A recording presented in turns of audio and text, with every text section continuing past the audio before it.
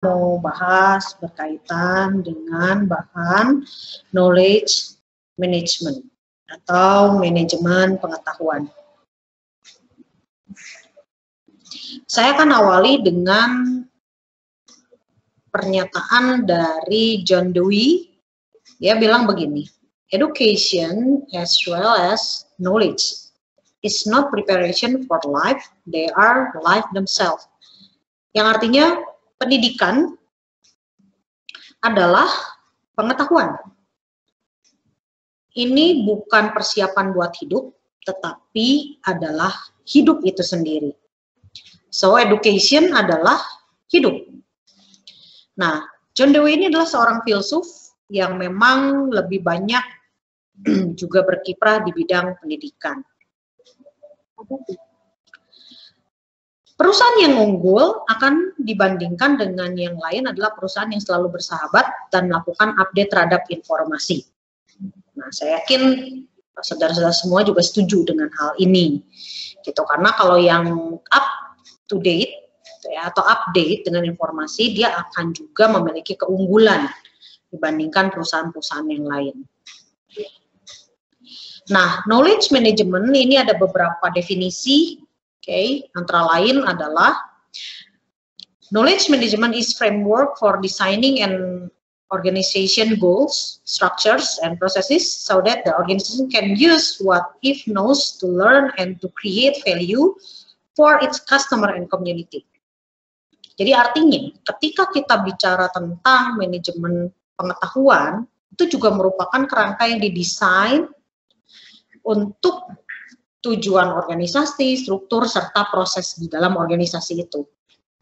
Dan itu juga bisa digunakan untuk bagaimana kita belajar, bagaimana juga kita membuat atau menghasilkan nilai bagi customer atau pelanggan dan komunitas.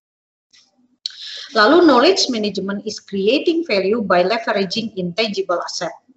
Nah, jadi manajemen pengetahuan ini adalah menghasilkan nilai dengan, kalau dibilang leveraging itu adalah pengungkit, ya, pengungkit dari aset intangible. Nah, dalam bahasa Indonesianya adalah knowledge management atau manajemen pengetahuan merupakan pengelolaan pengetahuan organisasi untuk menciptakan nilai dan menghasilkan keunggulan bersaing atau kinerja yang prima. Jadi artinya minggu-minggu yang lalu kita bahas tentang nilai, kita membahas tentang keunggulan bersaing dan seterusnya gitu ya. Nah, ini sangat penting didukung oleh yang namanya knowledge management. Pengelolaan pengetahuan ini sangat penting ya untuk menciptakan nilai dan menghasilkan competitive advantage atau kinerja yang prima. Nah, sistematika knowledge sharing dalam knowledge management adalah begini. Pada dasarnya, pengetahuan itu awalnya adalah tacit knowledge. Pengetahuan yang melekat pada manusia dalam bentuk ingatan, pengalaman, dan percakapan. Nah, pengalaman itu sangat erat dengan manusia secara pribadi.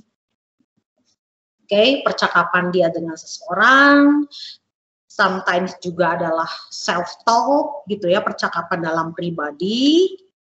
Nah, pengalaman-pengalaman ini, pengetahuan yang melekat pada manusia itu disebut tacit knowledge. Masih di dalam bentuk ingatan, masih dalam bentuk pengalaman seseorang dan percakapan seseorang. Nah, dari pengalaman ini akan membentuk satu data dan informasi. Data dan informasi ini kalau semakin tinggi kualitas menjadi pengetahuan. Nah, lalu untuk dari pengetahuan ini untuk bisa menjadi pembelajaran itu dibutuhkan yang namanya explicit knowledge. Yaitu kita harus membuat dari tacit knowledge ini didokumentasikan. Itu menjadi explicit knowledge. Sehingga setiap pengalaman, setiap pengetahuan manusia yang awalnya hanya diingat di dalam pikiran saja, ini dituangkan. Dituangkan bisa dalam bentuk tulisan, dalam bentuk rekaman, dalam bentuk juga artinya gambar, oke? Artinya semua yang bisa didokumentasikan. Sehingga setiap pembelajaran yang ada, ya, pembelajaran yang ada untuk menghasilkan kinerja yang unggul, ini dibutuhkan yang namanya explicit knowledge. Sehingga dari data menuju informasi itu melalui pengalaman manusia, lalu menjadi pengetahuan, lalu menjadi dijadikan pembelajaran untuk orang yang lebih banyak, sehingga bisa menghasilkan yang namanya kinerja unggul. Jadi sangat penting itu yang namanya knowledge sharing. Knowledge sharing itu artinya yang tadinya ada dalam pikiran manusia, sekarang disampaikan kepada orang lain. Oke, dan dari disampaikan pada orang lain supaya orang lain belajar apa yang sudah kita alamin, apa yang sudah kita lakukan. Tentunya hal-hal yang baik maupun yang buruk, buruk itu artinya supaya tidak lagi dilakukan, yang baik itu bisa dilanjutkan. Sehingga kalau untuk perusahaan jangan sampai akan melakukan hal-hal yang salah akibat tidak diberitahukan hal-hal yang salah. Nah, ini jadi sangat penting buat kita semua. Ya, makanya seringkali dibilang pengalaman adalah guru yang paling hebat atau yang paling baik gitu. Dan artinya pengalaman itu juga bisa disampaikan kepada orang lain supaya orang lain jangan mengalami hal yang sama. Karena kita punya prinsip jangan sampai biarkan saja orang lain bisa mengalami hal seperti saya gitu ya, karena seperti jatuh di lubang yang sama. Nah, itu adalah pikiran yang buruk atau yang jahat. Nah, saya berharap itu tidak terjadi dalam tataran kita sebagai orang-orang yang paham mengenai pendidikan dan pengetahuan. Nah, bagaimana dengan lingkungan? Dengan lingkungan, di sini perusahaan dan lingkungan ini harus saling yang namanya berkolaborasi. Di dalam perusahaan sendiri harus ada flow informasi secara internal. Lalu dari informasi secara internal ini bisa disampaikan kepada lingkungan, pada masyarakat. Dari masyarakat ini kepada customer, komunitas, lain-lain, data tersebut, informasi tersebut dia godok.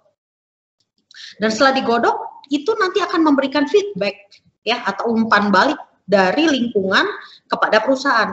Dan perusahaan lagi godok lagi, ya godok lagi itu dibahas lagi, dievaluasi lagi gitu ya. Jadi di sini adalah ada proses yang namanya disampaikan informasi atau data dari lingkungan bisa memberikan feedback atau arahan ya, sehingga ini boleh menjadi kemajuan bagi perusahaan maupun juga masyarakat. Nah, jadi contoh kalau saya ambil contoh di bukunya Pak Renald Kasali gitu ya, tentang Mielin, di situ juga ada praktek-praktek knowledge management dalam perusahaan Wika. Nah, saya berharap teman-teman baca ya, khususnya dari buku Mielin tentang kasus Wika, bagaimana praktek knowledge management, gitu ya. Walaupun saya akan sampaikan juga bagaimana ringkasan akhirnya, tapi saya berharap kalau teman-teman membaca bukunya itu akan lebih bagus sekali. Nah, jadi kasus di sini, kenapa ada satu penghematan biaya konstruksi? Nah, kalau Anda lihat tadi, ini adalah sistematika, ya, sistematika mulai dari data, informasi, melalui pengalaman ini, menjadi pengetahuan, lalu pembelajaran, disampaikan kepada orang banyak, dan menghasilkan kinerja unggul. Nah, jadi kalau dilihat seperti ini, awalnya, tacit knowledge, ini hanya diketahui oleh satu orang atau dua orang. Tidak ada proses dokumentasi. Lalu, dari sini ada satu temuan. Cara perhitungan biaya yang beda dengan diterapkan kontraktor lain, ini diproses, dicek, dicatat. Informasi ini melalui pengalaman satu atau dua orang atau segelintir orang, data ini menjadi informasi. Ya, ini makanya di sini ada perputaran di sini.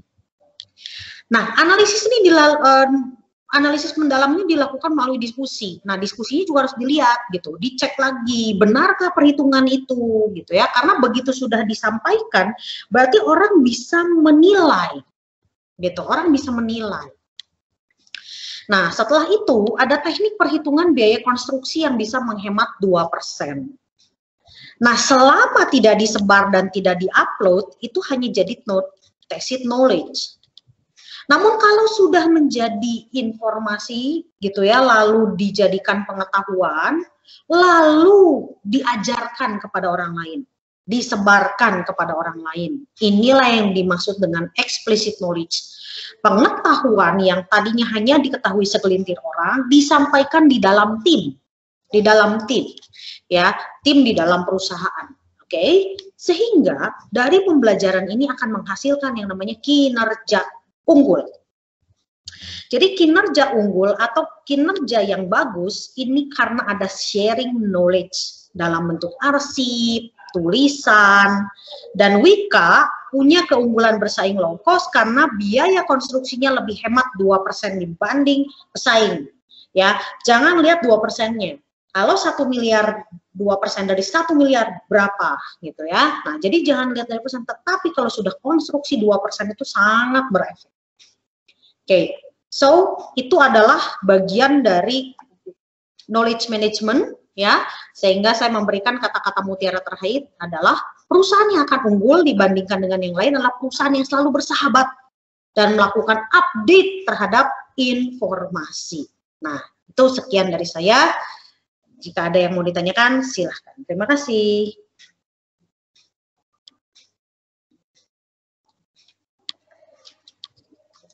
Kata-kata mutiara.